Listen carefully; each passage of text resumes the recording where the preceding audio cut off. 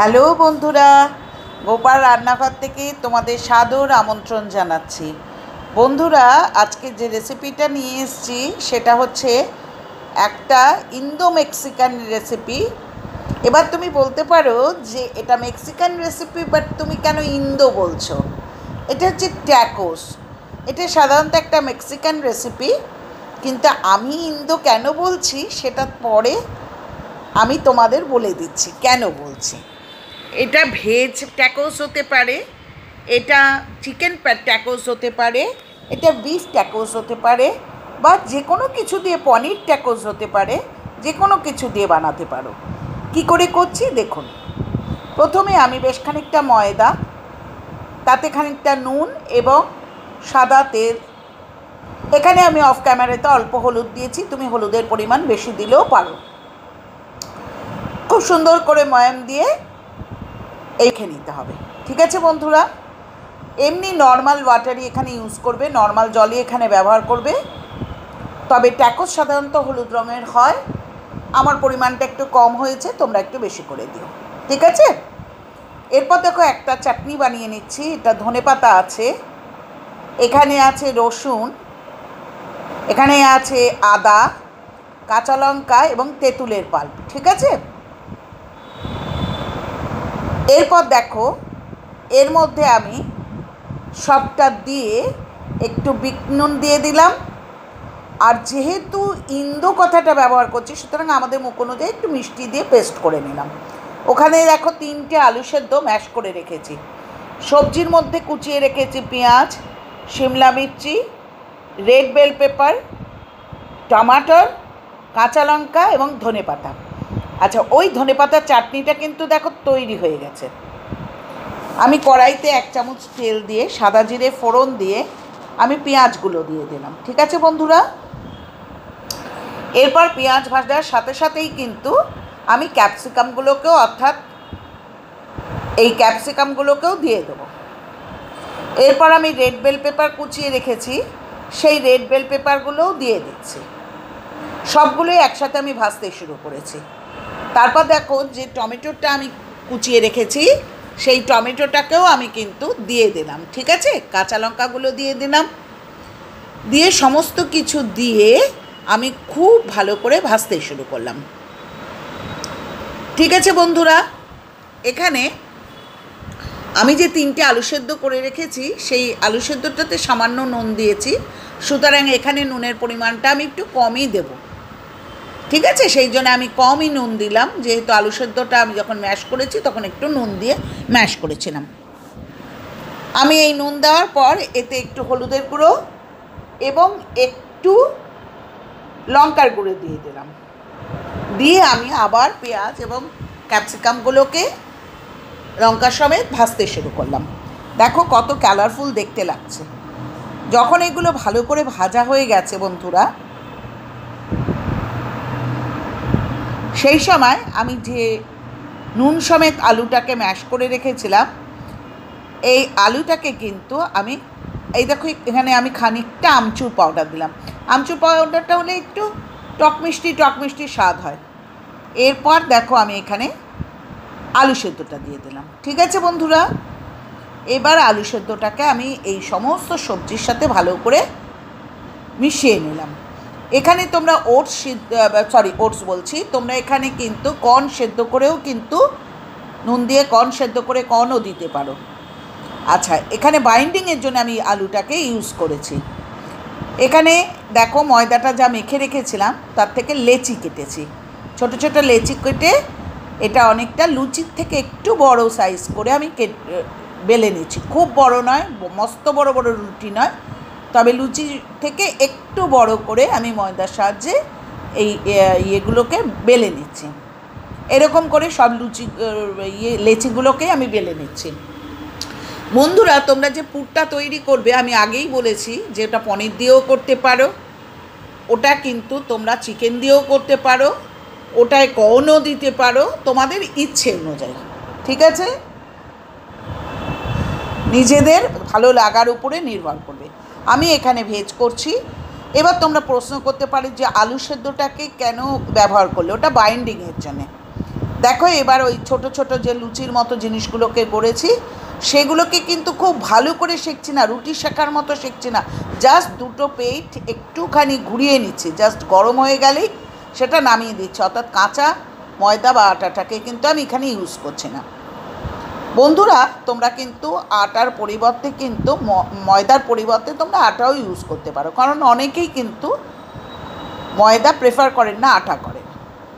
আচ্ছা, হয়ে গেল এরম করে আমার মোটামুটি এই যে লুচির থেকে একটু বড় বড় যে জিনিসগুলো সেগুলো মোটামুটি করে আমার সেঁকা হয়ে গেল। আমি এখানে 8টা করেছি। দেখো ধনেপাতার চাটনি নিয়েছি, টমেটো সস নিয়েছি, আলু সেদ্ধটা নিয়েছি, ধনেপাতা কুচিয়ে দিয়েছি, পেঁয়াজ কুচিয়ে দিয়েছি, সেও ভাজা নিয়েছি, এবং রয়েছে হচ্ছে এখানে সেই রুটির মতো ট্যাকো। দেখো একটা সাইডে কিন্তু আমি ধনেপাতার চাটনিটা স্পুনের সাহায্যে কিন্তু ভালো করে লাগিয়ে দিলাম। খুব সুন্দর খেতে হয় বন্ধুরা, একবার করে খেয়ে দেখো। একটা সাইডে আমরা এই ধনেপাতার চাটনিটা লাগালাম, আর একটা সাইডে কিন্তু আমি ম্যাগির যে হট অ্যান্ড চিলি সস যেটা সেটা লাগালাম। ঠিক আছে, এখানে তোমরা কিন্তু শেজওয়ান সসও ইউজ করতে পারো। এরপর যে আলুর পেস্টটা করে রেখেছি বন্ধুরা, এখানে কিন্তু বারবারই বলছি তোমরা কর্নও দিতে পারো, পনিরও দিতে পারো, চিকেনও দিতে পারো।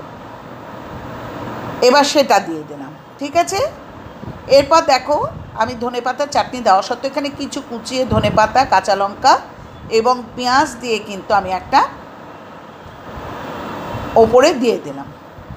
এখানে কিন্তু আমি আর একটা কথা বলতে ভুলে গেছি, সেটা হচ্ছে তোমরা চিজ ব্যবহার করতে পারো, অর্থাৎ গ্রেট করে চিজ কিন্তু ব্যবহার করতে পারো, কিন্তু আমি করব না, যেহেতু এটা আমি টিফিন বক্সে পাঠাবো, অর্থাৎ লাঞ্চের সময় খাবে, আর চিজটা শক্ত হয়ে গেলে কিন্তু সেটা খাওয়াটা ঠিক নয়, সেই জন্য আমি দিচ্ছি না। আবার দেখো এই একটা সাইডে আমি সেই লুচির থেকে একটু বড় সাইজের যে ট্যাকোসগুলো বেলে রেখেছি, ভেজে রেখেছি, জাস্ট একটু শুধু সেঁকে রেখেছি, তার একটা সাইডে কিন্তু আমি ওই যে ধনেপাতার চাটনিটা করেছিলাম সেই ধনেপাতার চাটনিটা লাগালাম, আর একটা সাইডে ভাই আমি ওই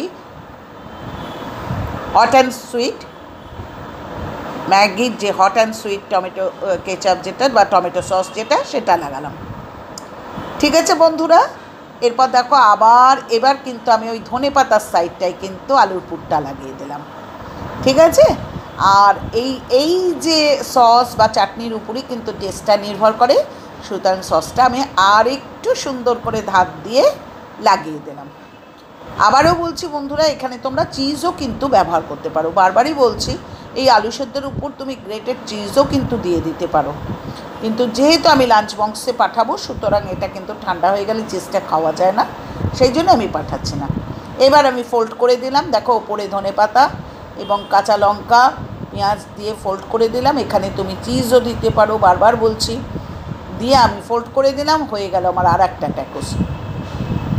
ঠিক আছে বন্ধুরা, এইভাবে আমি এই 8টি ট্যাকোসই তৈরি করে নিলাম।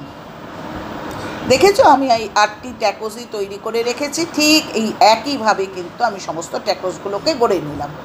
এবার চলে এসেছি একটা ননস্টিক ফ্রাই প্যানকে আমি কড়াইয়ে গ্যাসে বসিয়েছি, বসিয়ে মাখন দিলাম, সুন্দরভাবে মাখন দিয়ে ব্রাশ করে নিলাম গোটা প্যানটাকে।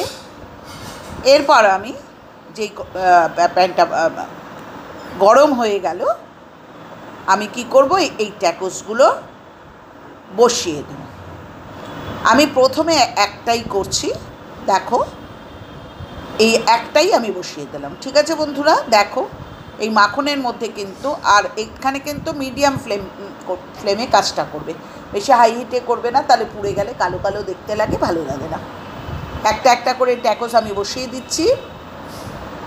দেখো একটা সাইড যেই আমার ভালো করে ভাজা হয়ে যাচ্ছে, না আমার এখনও কিন্তু হয়নি, এটা দেখে কিন্তু ভেবো না যে এই অবস্থাতেই তুলে নিতে হবে, লাল লাল করে ভাজতে হবে। ঠিক আছে, দেখো আমার আর একটা সাইডও আমি ওটারও উল্টে দিলাম। ঠিক আছে, এইভাবে দেখো আমার প্রত্যেকটা ট্যাকোস কিন্তু দেখো কি সুন্দর মচমচে হয়ে যাচ্ছে, এবং এরপর দেখো যে জয়েন্টের জায়গাটা, সেই জয়েন্টের জায়গাটাও কিন্তু একটু কাঁচা কাঁচা থাকে, তো আমি প্রত্যেকটা এরমভাবে উল্টে পাল্টে দিচ্ছি।